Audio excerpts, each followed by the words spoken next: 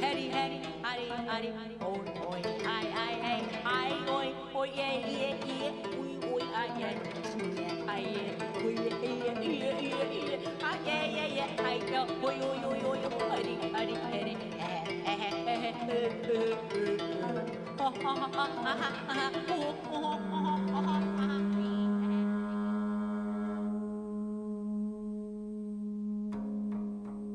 드디어 나는 죽음 위에 정박한 작은 배로구나.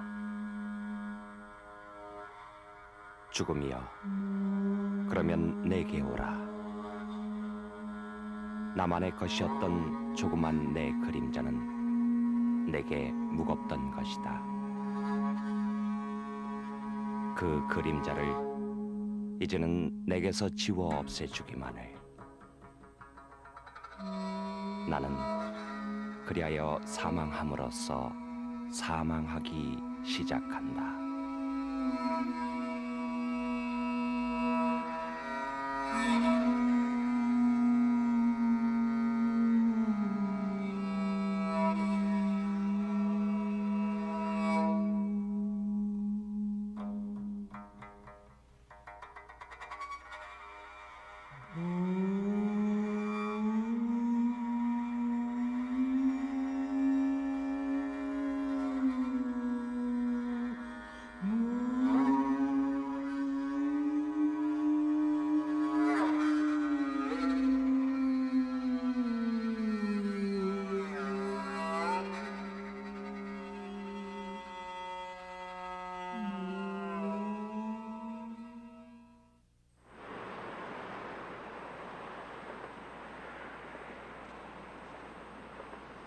(1997년 2월 2일) 오늘도 공항은 여느 때와 다름없이 어디론가 떠나고 돌아오는 사람들로 북적거린다.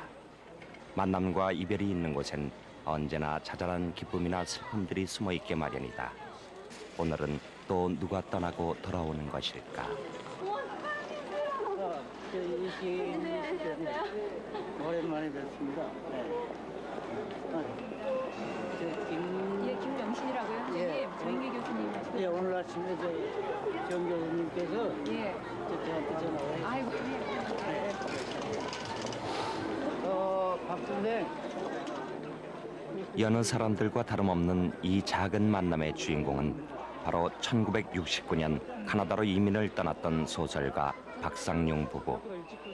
무정 이후 한국 문학 최고의 소설이라거나 세계적인 전대미문의 작가라는 평단의 격찬을 생각한다면 조촐한 환영이 쓸쓸하게 여겨질 법도 한데 이들 부부는 예기치 않았던 지인들의 환영에 그만 당황하고 감격한 눈치다.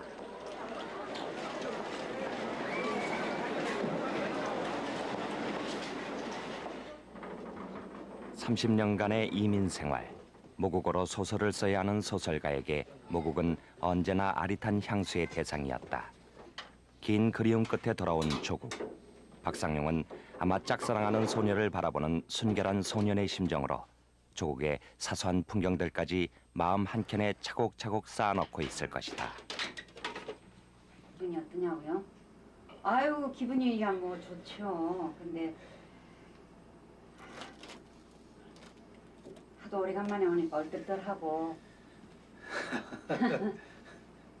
그리고 제일 좋은 거는 이제 당신 반기는 걸 보니까 참 마음속으로 고마우네요.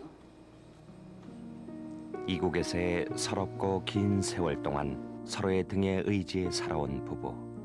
오늘은 둘 다 그립던 조국에서 말을 잃는다. 스스로 도려내지 않으면 안 될 정도로 조국에 대한 그의 애착은 크고도 깊은 게 아닐는지.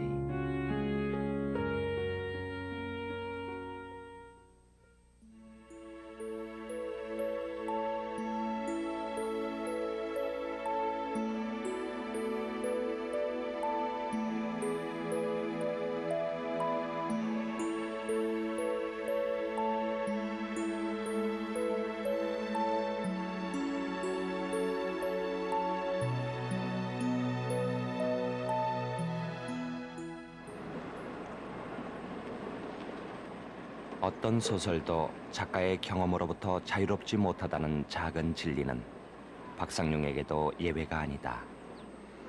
박상룡의 소설에는 늘 관념 소설이라는 꼬리표가 따라다닌다. 이성의 논리가 지배하는 20세기 말에 그는 특이하게도 이성 이전에 존재하는 인간 생명의 본질을 추구하고 있다. 그럼에도 불구하고 그 역시 경험으로부터 완전히 자유로운 것은 아니다. 그는 이곳 장수에서 소년기를 보냈고 죽음의 한 연구에 등장하는 읍은 이곳 장수에 대한 기억을 토대로 하고 있는 것이다.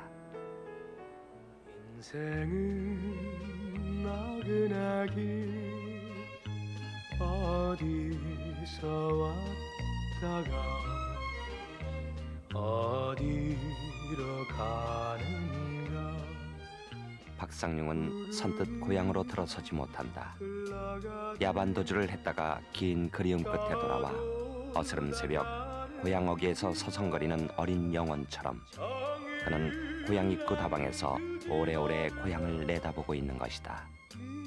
어쩌면 그는 따스한 한 잔의 차 대신 당혹감을 삼키고 있는 건지도 모른다.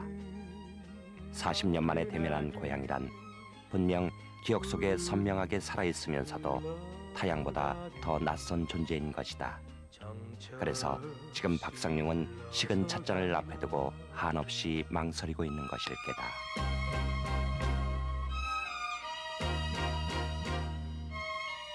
변한 게 어디 고향뿐이랴.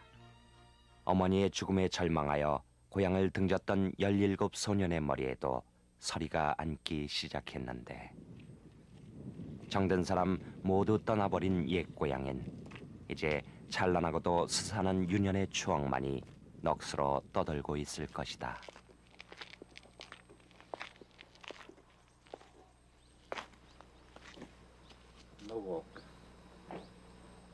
근대화의 물결이 휩쓸고 간 고향에 쓰디쓴 배신이 기다릴 것을 알면서도 기쁨을 감출 수 없는 것은 그의 소설의 원천이기도 한 유년의 기억 탓이리라. 바람 없이 떨어지고 임을 그린 옛내 가슴은 병만이 들었어도 절골만 된다네. 고향이 그에게 남긴 가장 큰 흔적은 소설의 문체이다. 고향의 난도 사투리는 그의 관념을 통해 걸러져 그만의 독특한 세계를 창조한다. 박상룡은 소설가라면 반드시 500편 이상의 시를 써봐야 한다고 생각한다. 그의 유려한 문장은 바로 그런 노력의 결실인 것이다.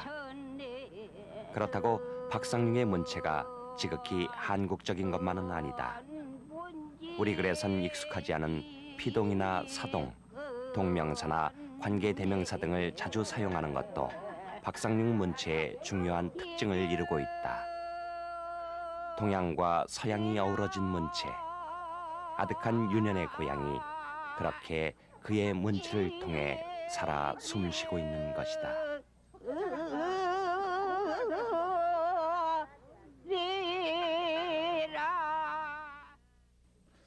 우리 아버지는 3대 독자였다고 합니다. 그래서 아버지나 매우 다산적인 연애한테 결혼하고 장가들기를 바랐던 모양인데 아마 그 희망대로 됐던 모양이에요. 그래서 어머니가 9 자매를 두었는데 그 마지막이 접니다. 근데 어머님이 나를 낳으셨을 때 연세가 45이었었는데 당시의 나이로 45은 아마 상당하게 그 나이가 상당히 늙은 나이였던 모양이에요. 그런데 이제 문제는 그 45에 낳은 아이가 자라면서부터 그 어머니가 돌아가시면 어떨까 하는 그 우려심을 키웠는데, 왜냐하면 어머님이 그 9 자식들을 두다 보니까 그저 건강 상태가 좋지가 않아서 늘 알아 누워 계시고, 그래서부터 그저 9번째 아들은 늘 죽음을 만약에 어머니가 돌아가시면 어떻게 될 것인가 하는 죽음을 아마 늘 그 즐거움이나 삶이나 이런 것을 즐겨야 될 나이에 아마 죽음을 맞았던 모양이에요. 그러면서도 문제는 이제 학교에서 학부형 회다 뭐다 해서 어머니들을 오라 형님들을 오라 해서 어머니가 오시게 되면은 내 나이 또래를 장남으로 둔 집의 어머니들은 전부 다 젊고 예쁘고 또 물색 있는 옷도 입고 와서 있는데 그 9번째 아들의 어머니는 허리가 굽고 촌노인이고 그래가지고 그때 제가 당했던 저 부끄러움은 참 형언할 수 없을 만큼 이상스러운 부끄러움이 그때 있었습니다. 그러면서도 집에 돌아가면 어머니가 어디 장애를 가시지 않았나 아니면 어머니가 아프시지 않는가 해서 늘마다 고통을 걱정을 하고 이렇게 자라는 중에 만약에 제가 종교적으로 조금이라도 이 관심을 가졌다면 아마 죽음을 너무 어린 나이에 아마 죽음을 면대했던 것일 겁니다.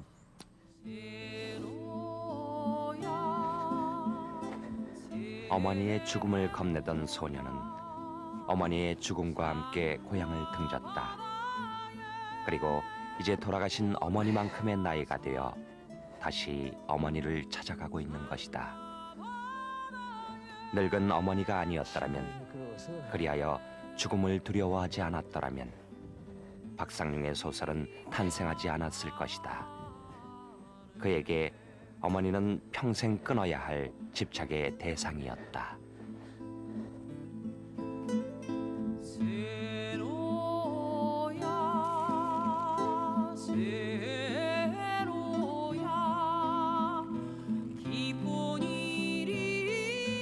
박상룡의 소설에선 그의 생활이 드러나지 않는다.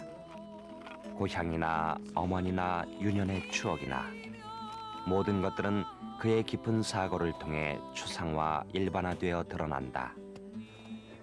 죽음의 한 연구에서 박상룡은 어머니로부터 생명을 얻었으나 그 어머니를 부정할 수밖에 없는 것이 인간이라고 정의했다.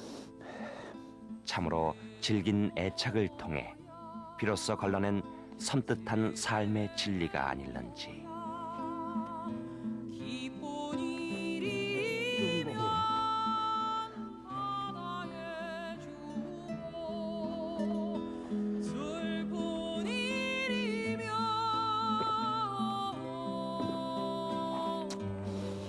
박상룡은 그의 소설 죽음의 한 연구에서 고향을 이렇게 표현했다. 고향은 그런 것이다. 해설고 그리고 독한 감기가 있을 때 그저 한번 두루마기의 안온함을 생각해볼 그런 것이다. 멀리도 떠나갔던 그가 지금 다시 그 길에 초입에 서 있다. 늙고 지친 몸으로, 그러나 한결 깊고 넓은 영혼으로.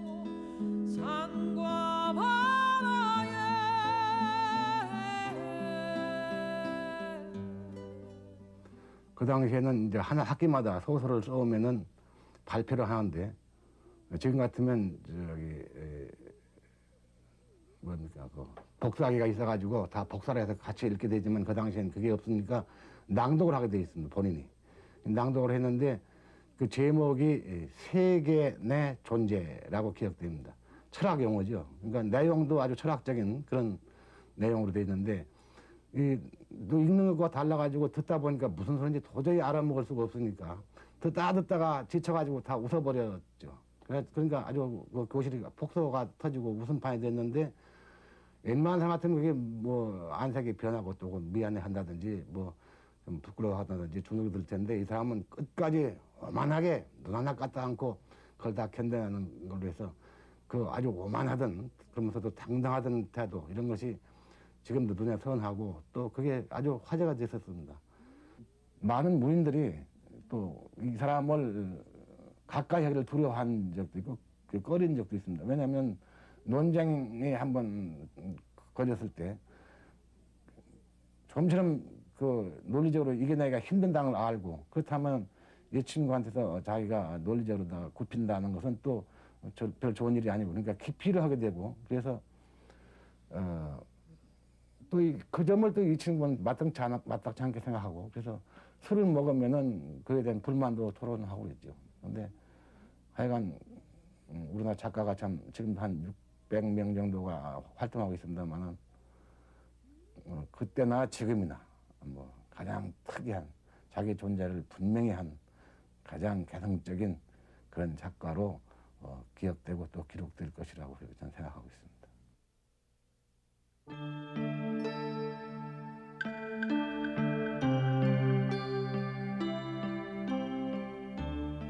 뾰족한 숫산과 둥그스름한 암산으로 이루어진 마이산은 음양의 이치를 한눈에 보여주는 독특한 모양으로 널리 알려져 있다.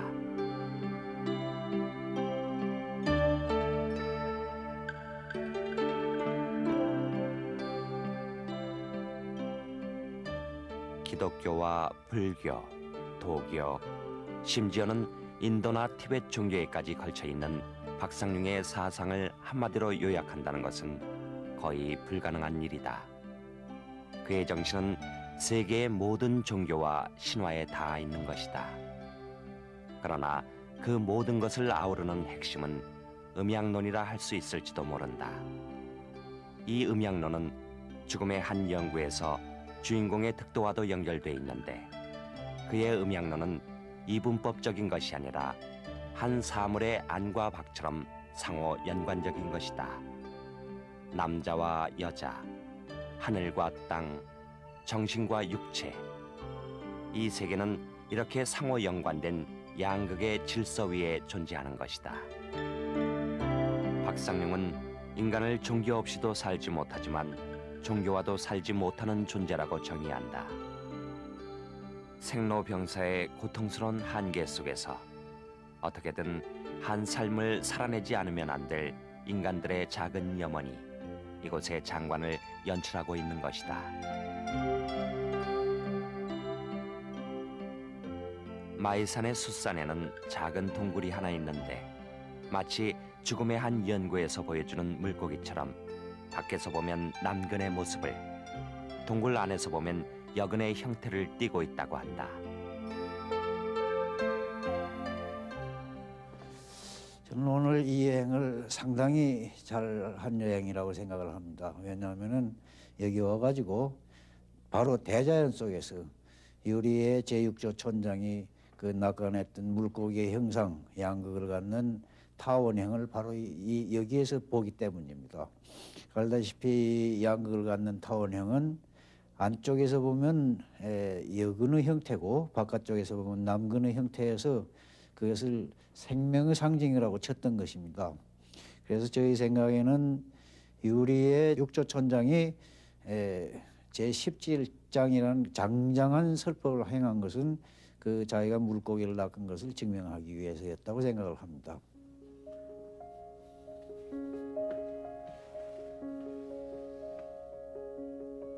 사실 죽음의 한 연구를 영화화한 유리가 등장하기 전까지 박상룡은 소수의 문학도에게만 알려진 작가였다.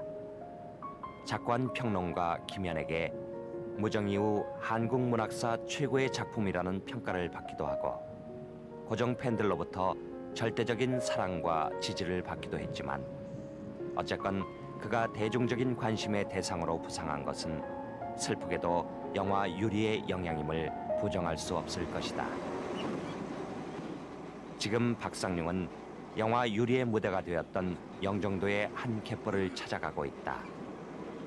신공항 건설로 더 이상 바닷물이 찾아들지 않는 영종도 갯벌.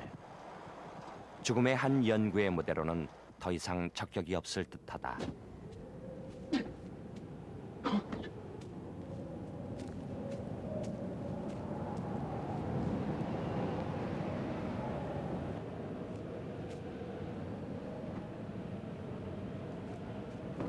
죽음의 한 연구는 유리라는 가상의 무대를 배경으로 한 수도승의 40일에 걸친 고행을 그리고 있다. 유리란 문왕이 귀양살이를 하며 주역을 완성시킨 장소인데, 곧 죽음의 한 연구는 주역의 논리가 관통하는 세계를 무대로 하고 있는 것이다. 또한 또 다른 무대인 읍이 육체와 실체의 상징이라면 유리는 영혼과 관념의 표상이 될 수 있다. 유리가 사막으로 설정되어 있는 것은 또 다른 해석을 필요로 하는데 이러한 이중 삼중의 상징을 해석해가는 과정도 박상룡 소설 해독의 한 묘미라고 할 수 있을 것이다. 사막에 대한 상징이야 뭐 말해보나 뭐나 다 아는 거 아니에요. 가령 황무지라든지 뭐 그런 데서 다 얘기가 나온 거 아니에요. 그래서 오늘은 저는 그 점에 관해서는 얘기를 안 하려고 합니다. 그 대신에 그 작품하고 관계해서 사막이 무슨 어떤 의미를 띠는가만 좀 얘기를 했으면 좋겠는데요.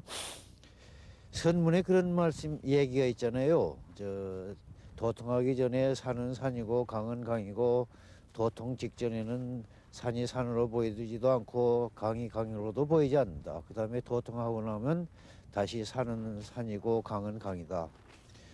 근데 도통한 마음이 제 생각에는 사막하고 아마 상당한 그 상징성을 갖고 있는 것으로 알고 있습니다. 그래서 도통한 마음이 사막이라면 아까 선문에 있던 얘기를 여기다가 적용하기로 하자면은 도통하기 전에 아무 그 도에 입문도 하기 전에 마음도 또한 사막이라는 얘기가 가능해집니다. 그래서 그 사막을 극복하는 거 그것이 이제 도에 가까워지는 그 도에로 다가가는 그 길을 걷는 거라고 저는 생각을 합니다.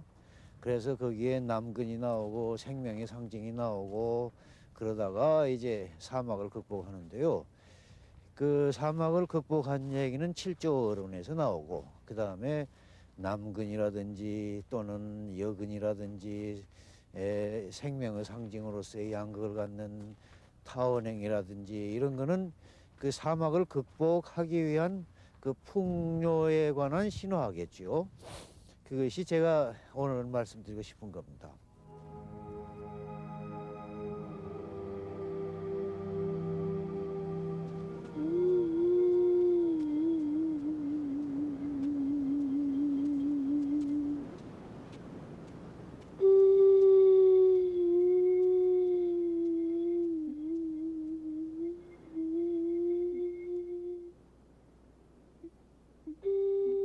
죽음의 한 연구를 제대로 읽기 위해서는 우선 거미줄처럼 얽혀있는 상징 체계를 이해해야 하는데 일반 독자들이 이 소설에 쉽게 접근할 수 없는 이유도 바로 그 때문이다.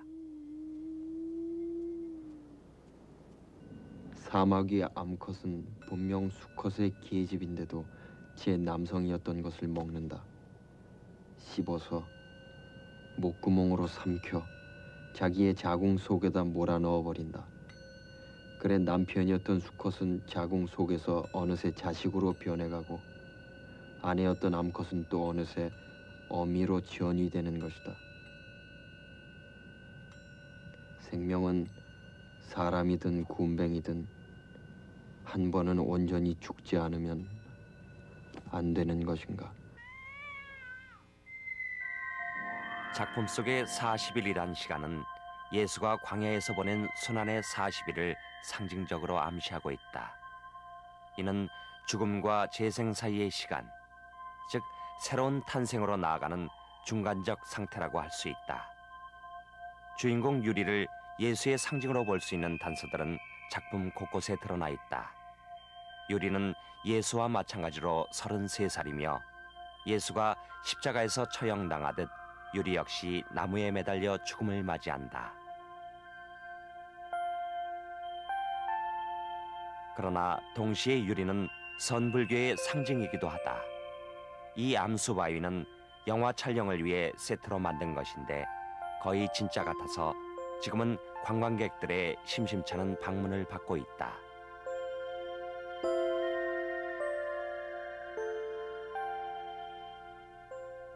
색이 즉 공이다. 공으로 공을 덮쳐 누른다고 해서 그것이 어째서 사륙일 것인가?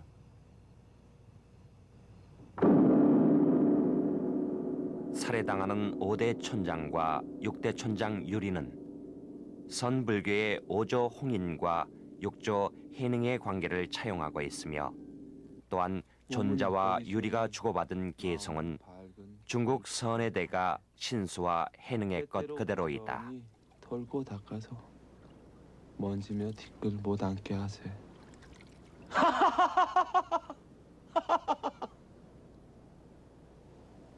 보리에 본디 나무가 없고 밝은 거울 또한 틀이 아닌데 본래 한 물건도 없는 터에 어디에 먼지며 티끌 앉을까? 존자여.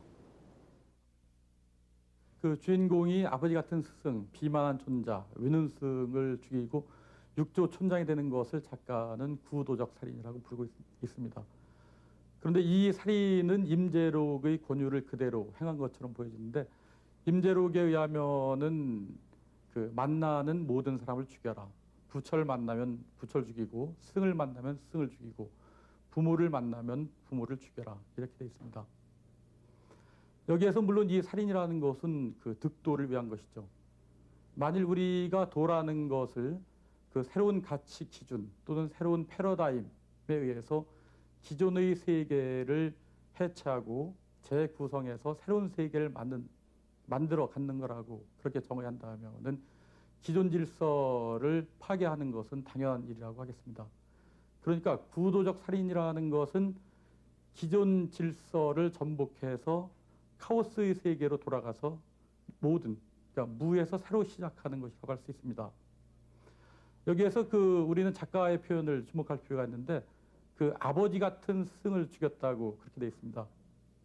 아버지와 그 스승이라는 것은 기존 질서의 대표적인 상징이기 때문에 그러한 표현은 당연한 표현이라고 할 수가 있겠죠.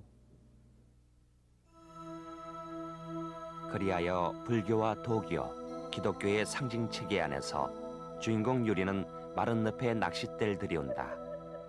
마른 늪에서의 고기잡기란 세계의 본질을 향한 탐구, 즉 도에 대한 열망의 다름 아니다. 유리의 전 주제가 되어 있는 것이 이 양극을 갖는 타원형 또는 그저 마른 늪에서 낚은 물고기라는 겁니다. 그래서 많은 분들이 저에게 마른 늪에서 물고기를 낚는 행위가 무슨 의미가 있는가라는 걸 묻는데요. 그 얘기는 아시는 분들은 아시는 바대로 그 어부왕 전설이라는 것이 있었죠. 그 어부왕이 성불고에 걸려가지고 그 나라가 황폐해졌다고 그러죠. 그래서 그 어부왕의 성불고가 치료되는 대로 그 나라에 풍요가 다시 올 거라고 이제 그래서 거기서 문제가 되어 있는 것이 그 성배에 담긴 그 구주의 피를 구해서 마시면 성불고가 회복이 되지 않느냐 그런 전설이 있죠. 그래서 그 마른 늪에서 고기를 낚는다는 행위는 바로 그 풍요를 되찾게 했다는 행위인데요. 그것이 도와 관계될 때는 이제 각도하고 문제가 되겠죠. 너는 지렁이, 너는 새, 너는 뱀, 너는 사자, 너는 사람. 어떤 업을 쌓았기에 너희들은 이토록 다른 모습인가? 너는 너를 먹고, 너는 너를 먹고, 너는 너를 먹고. 너는 모든 생명이 가지는 비극적인 형태. 그렇고 말고 내 녀석이 저 잘난 형태만 벗어날 수 있어도 말이지. 저 양극을 갖는 타원형을 벗어날 수만 있어도 말이지. 저 약육 강식의 고해로부터 자기 자신을 벗어나올 수 있었을 거 아니냔 말이야. 그렇고 말고 이 못난 고기저러 새끼들. 박상룡은 이 세계를 조화로운 것으로 보지 않는다. 살을 가진 모든 생명은 그 생존을 위해 치열한 투쟁을 하지 않을 수 없다. 박상룡은 살을 가진 모든 존재를 추상화시켜 양극을 가진 타원형이라는 도형을 제시하는 것이다. 양극을 가진 타원형은 곧 유리가 마른 늪에서 낚아올린 고기인 셈이다. 양극이 있다. 본래 하나이던 것이 둘로 나눠지면서 생긴 양극. 네 속에 있지만 너도 어쩌지 못하는 또 하나의 너.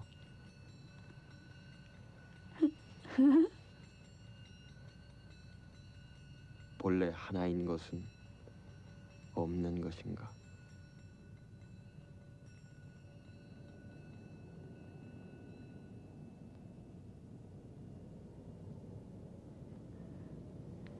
그렇다면 물고기는 낚은 것인가? 낚은 것인가?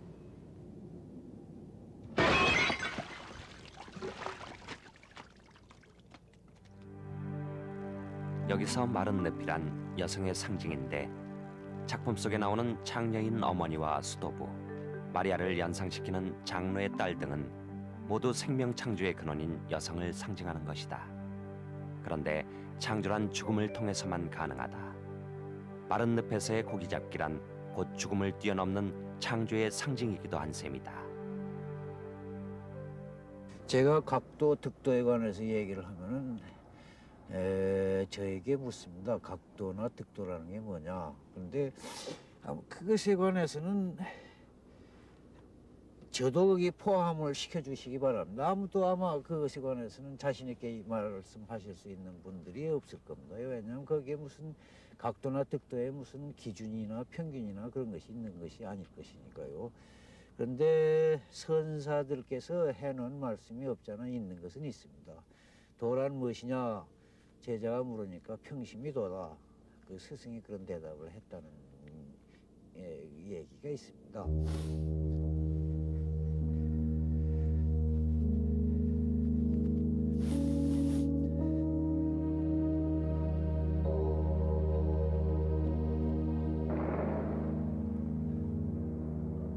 유리는 양극을 가진 타원형이라는 고기를 낚아올림으로써 살을 가진 유한한 생명체에서 벗어나 불멸성을 획득한다.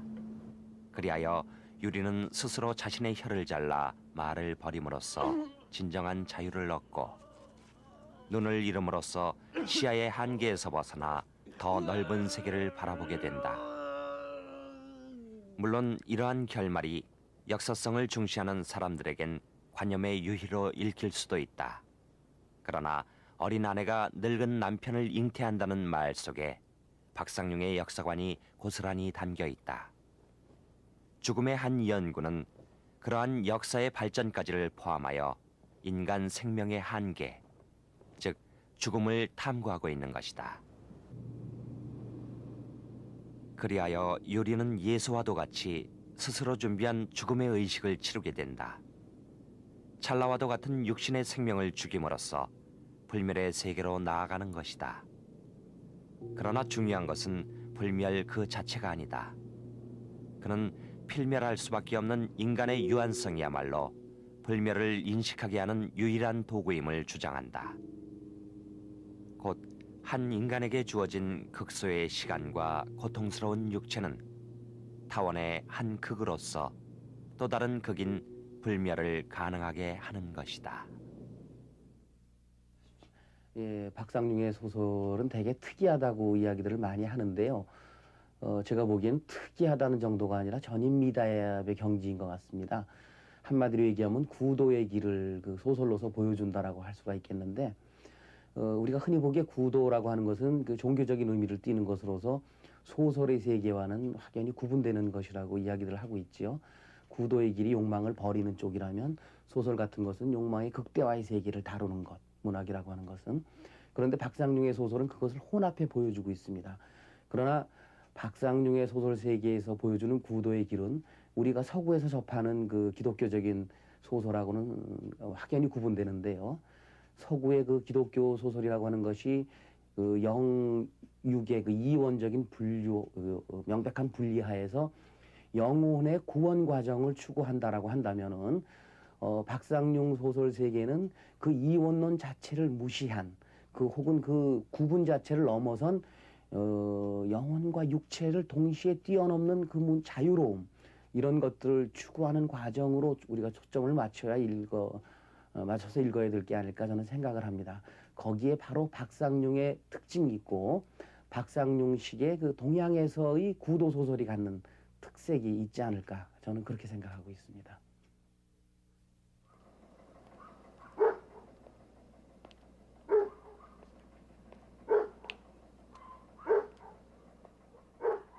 박상룡의 작품을 읽고 나면 헛된 허상에 마음 졸이고 살아가는 우리네 고달픈 인생살이가 참으로 울적해진다. 그러나 기실 죽음의 한 연구가 주장하는 바는 찰나와도 같은 이 고통의 삶이 있으므로 본질의 세계를 인식할 수 있다는 점이다. 우리네 고단한 현실의 상징일 저 작품 속의 무대 읍내에서 주인공 유리가 온팡지고 후끈하게 살고 있는 사람들의 생활을 가늠기 어린 눈으로 바라보며 이별을 결심할 때 그나마 범석한 우리는 작은 위안을 얻을 수 있는 것이다. 동네 다리 아래 한숨물이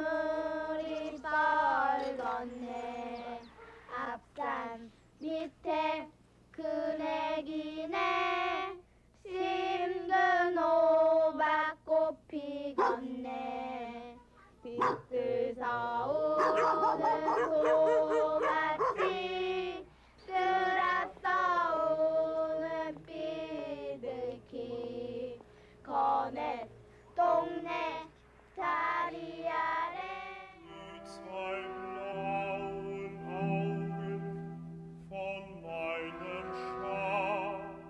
스스로 신이 되고자 하는 주인공 유리처럼 박상룡은 언제나 외롭고 고단한 길의 중간에 서 있다. 어쩌면 낯선 땅으로의 이민도 스스로 택한 유형의 한 방식이었는지 모른다. 몇 시간 뒤 그가 피곤한 몸을 누일 카나다 작은 집은 물고기를 낚아올릴 그의 마른 늪인 것일까.